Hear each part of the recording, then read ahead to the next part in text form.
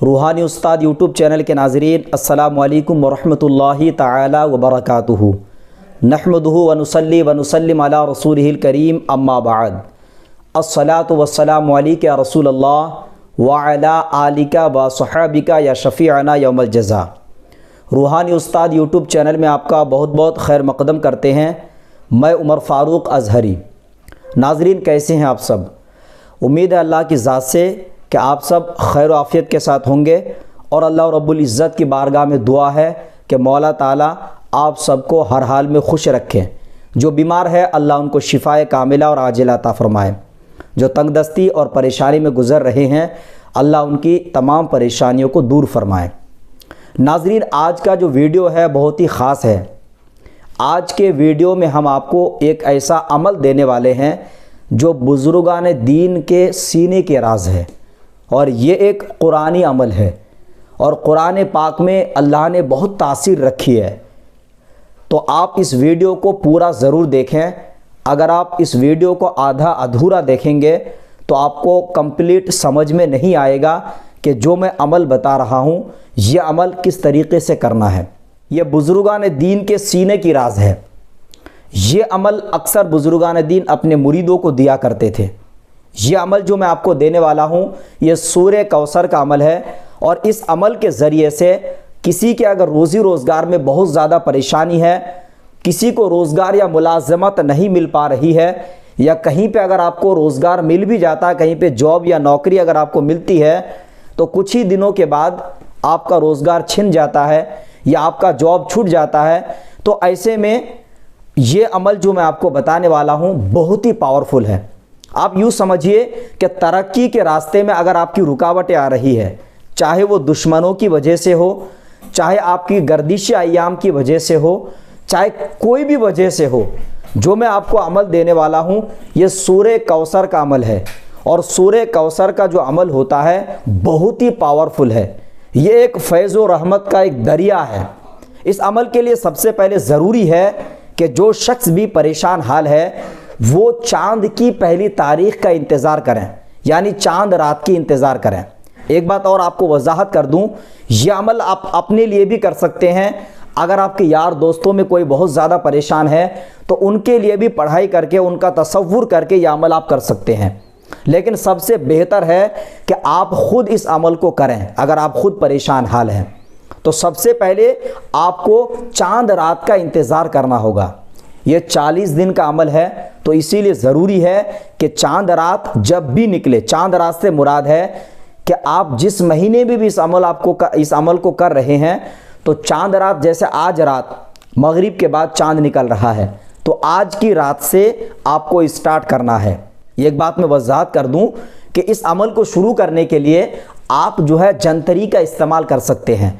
और अगर आप दूसरे महीने में स्टार्ट कर रहे हैं, जैसे रमज़ान का महीना हो गया, ज़िलहिज्जा का महीना हो गया, या मुहर्रम का महीना हो गया, या रबीउल नूर का महीना हो गया, रबीउल अव्वल शरीफ का, तो ये ऐसे महीने होते हैं जिनमें अक्सर व बेशतर उलमाए किराम जो है चांद देखने का पूरा बाकायदा एहतमाम करते हैं। फिर उसमें रुयत हिलाल जो कमेटी होती है वो ऐलान करते हैं कि आज चांद निकला है।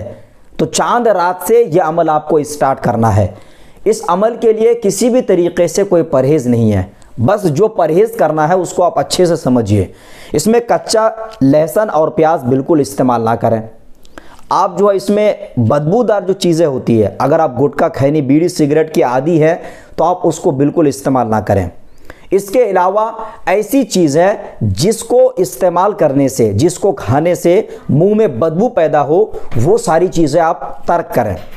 इन सारी चीज़ों का जब आपने एहतमाम कर लिया तो क्या करना है आपको, चांद रात में आप इशा की नमाज के बाद एक वक्त मुतय्यन कर लें।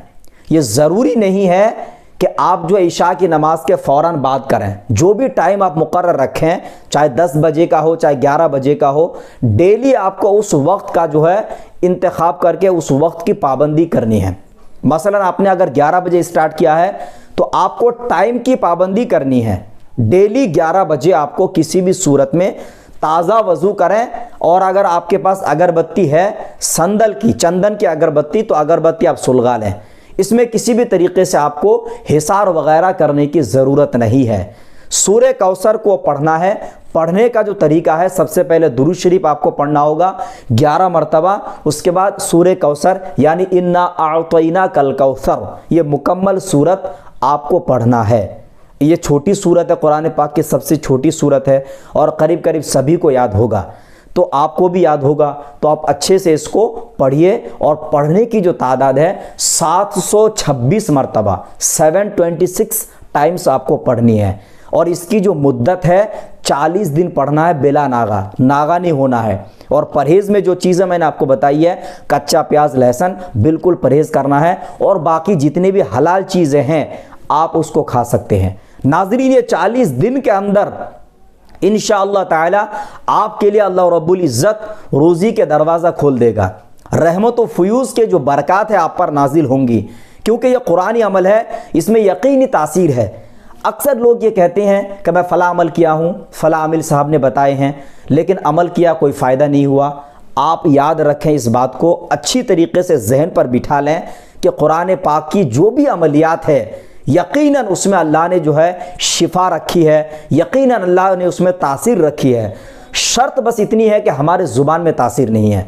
तो ज़ुबान में तासीर लाने के लिए बहुत ही अहम और बहुत ही ज़रूरी है कि आप जो है गलत चीज़ों से और जो गलत अल्फाज है, जो झूठ ग़ीबत चुगलखोरी है, इन सब चीज़ों से परहेज़ करना है। जो हरामकारी है उससे परहेज़ करना है। याद रखें इस बात को। जब आपकी ज़ुबान में तासीर होगी इंशाअल्लाह अज़्ज़ा वजल, इस पर अमल के ज़रिए से आपको अल्लाह रब्बुल इज़्ज़त गैब से रोज़ी अता फरमाएगा। गैब से मुराद ये नहीं है कि आपने अमल पढ़ा तो रातों रात आप अमीर बन गए। इस बात को याद रखें कि अमल आप पढ़िएगा, अल्लाह की रहमत होगी, आपके असबाब अल्लाह रब्बुल इज़्ज़त बना देगा। जैसा अगर रोज़गार नहीं मिल रहा है तो अल्लाह रब्बुल इज़्ज़त गैब से रोज़ी का इंतज़ाम फरमाएगा। जैसे कहीं पे जॉब लग जाएगी, या अगर आपकी नौकरी है, आपको प्रमोशन नहीं मिल रहा है, वहाँ पे मिल जाएगी, या कहीं पे आप काम कर रहे हैं, कोई काम बनता नहीं, बनते बनते काम बिगड़ जाता है। इन तमाम सूरतों में यह अमल बहुत ही ज़बरदस्त और बहुत ही पावरफुल है। आप इस अमल को करिए और मुझ गुनहगार के हक़ में ज़रूर दुआ करें। यह कुरानी अमलियात है। बाकी अपने तमाम दोस्तों अहबाब तक लाजमी शेयर करें। चैनल पे अगर आप नए आए हैं तो ज़रूर सब्सक्राइब करिए। हमारा वीडियो अगर आपको पसंद आता है तो लाइक ज़रूर करें और अपने दोस्त उमर फारूक अजहरी को दे इजाज़त। अब अगले किसी नई वीडियो के साथ मिलेंगे इंशाअल्लाह अज़्ज़ा वजल। तब तक के लिए खुदा हाफिज़, फ़ी अमानिल्लाह।